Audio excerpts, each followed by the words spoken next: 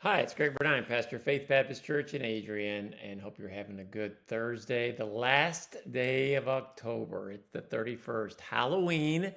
And I know that a lot of kids are going to go out trick-or-treating tonight. Should be a good night. I know a little bit of rain and everything like that, but hopefully they have a good night. The October 31st is my dad's birthday. All the men on my dad's side of the family were born on holidays. My dad's was Halloween. My grandpa's, his dad, was Flag Day, and my uncle, my dad's brother, was the 4th of July.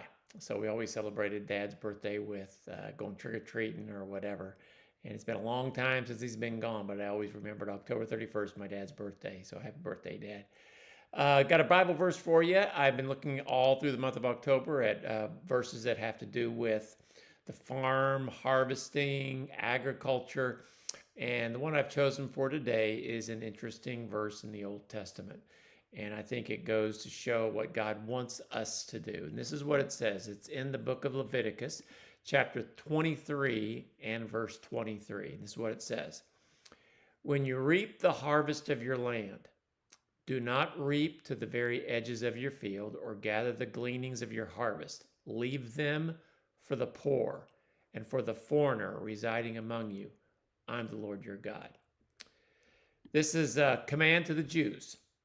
And so when you go harvest, a couple of things that you weren't supposed to do. Don't harvest all the way to the edge. Leave the outside. Leave it alone. And in fact, in other passages, you only go through it once. Don't go through it again. The gleaning. Don't go back through it a second time. Leave it for the poor, so that when somebody needs something to eat, when somebody wants to earn some kind of living, they can go out. Now, that was the Jewish welfare system. If you didn't have the finances, or you didn't have the means, or you didn't have the land, or some other reason you needed to make a living, you know what?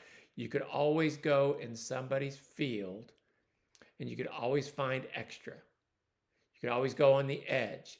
And that did a couple of things. Nobody got a handout.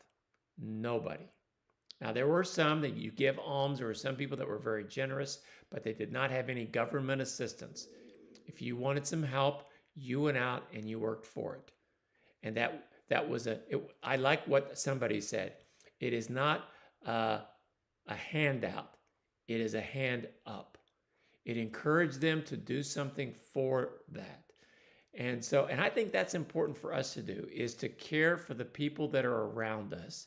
There are people that are poor. There are people that are less fortunate. There are some things, and allow them to find something to do. Don't just give them money. Don't just give them things. Let them, I don't say work for it, but yeah, let them keep their dignity to be able to get those things that they can have. And this is just what the Jews did. This is how they did their farming. They let the edges go so that if anybody needed some help, they could come and they could collect the grain, they could collect the corn, they could collect whatever it would be. I don't know exactly how that relates to what we should be doing, but I do know this. Whatever we do, we should be generous with what we have. I think God gives some people more so that we can help and assist those people who have less.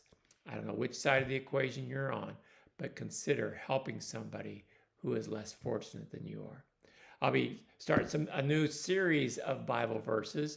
With it being November, I'm going to find some verses that have to do with being thankful, being grateful, appreciating the blessings that God has given us. So that's going to be December. Well, have a great day and enjoy your